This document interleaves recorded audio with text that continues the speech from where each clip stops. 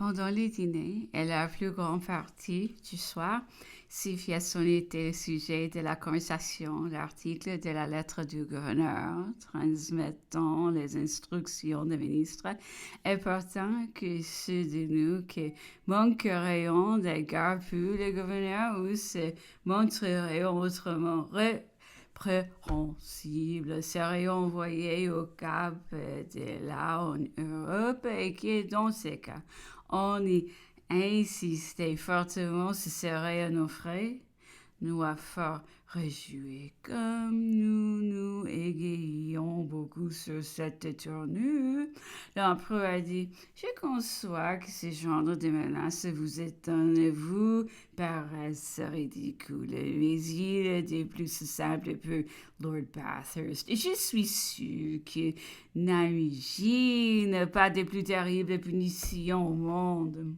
Voilà les murs de la boutique. L'empereur finit la soirée en nous disant Adélaïde du Guesclin. Il y a une belle tirade sur les Bourbons. L'empereur, après l'avoir lu, a dit N'était-on pas avisé autant de ma puissance de la supprimer au théâtre rayon qu'elle ne voulait ça? Les hasards me les fit savoir et je donnai de la rétablir. C'était ainsi qu'il en était d'une foule de choses. On a eu souvent bien de la gaucherie à vouloir me suivre ou m'être agréable. NB. Nous transcrivons ici les restrictions mentionnées quelques lignes plus haut. Elles sont curieuses de leur nature et serviront plus que beaucoup de raisonnements à donner une idée juste de notre situation. Mais ce qui achève de donner du prix à cette pièce, c'est que les observations qui accompagnent chaque article sont de l'empereur lui-même, restrictions faites par Sir Hudson Lowe et communiquées à Longwood le 19 octobre 1816, mais qu'il avait déjà mis à exécution par différents autres secrets depuis le mois d'août précédent et qui ne communiqua jamais aux officiers anglais de service honteux sans doute de leur contenu. Texte de restriction. Premier Longwood avec la route par Hudskey, le long de la montagne jusqu'au poste de Sillon prise de l'Armhouse sera établi comme les 8 observations. Le prédécesseur de Sir Hudson Lowe avait étendu la ligne de limite sur le sommet des montagnes, mais étant aperçu une quinzaine de jours après qu'en déplaçant un peu le poste des soldats, il comprendrait dans les limites la maison et le jardin du secrétaire général Brooke. Il se hâta de faire ces changements. À environ 80 toises de la route, le jardin de Corbett, où sont 8 ou 10 chênes qui donnent quelques ombrages. On y trouve une fontaine et quelques fraîcheurs par les nouvelles restrictions ne permettant plus que la grande route.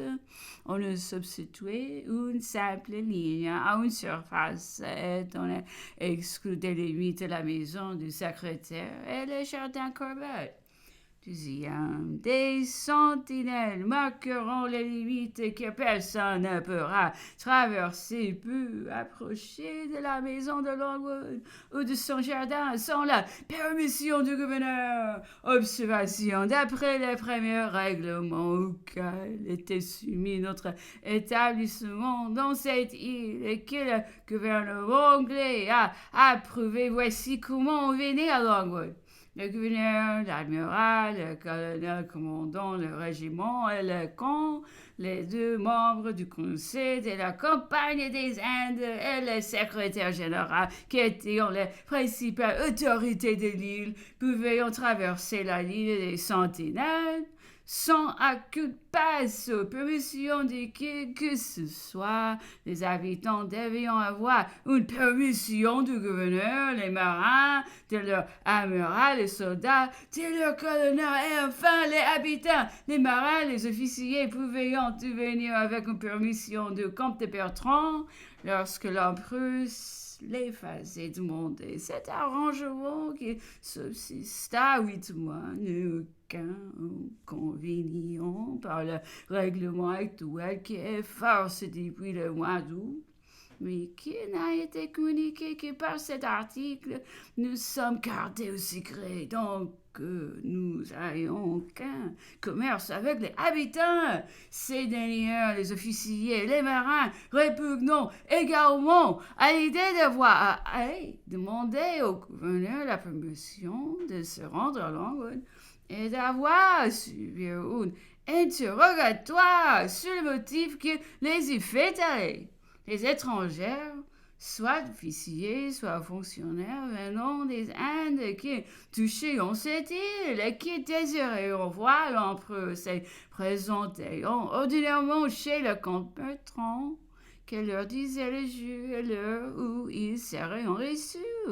Durant le séjour dans l'île, ils étaient regardés comme citoyens et avec des permissions du comte Bertrand, ils pouvaient, lorsque cela leur plaisait, venir visiter Longwood. Et encore une fois, cet arrangement subsista 8 mois sans qu'il en résulta aucun inconvénient. S'il arrivait quelque étranger qui attirait les soupçons du gouverneur, ils pouvaient aussi te défendre le débarquement ou les empêcher de passer la première poste. Enfin, le gouverneur, par le rapport des sentinelles, savait tous les jours le nombre des personnes qui étaient venues à Longwood. Mais lorsque tout cela fut changé dans le mois d'août, le gouverneur essayait à nous imposer l'obligation de recevoir les étrangers auxquels il voulait être agréable, de les recevoir les jours qui lui plairaient. C'était le comble de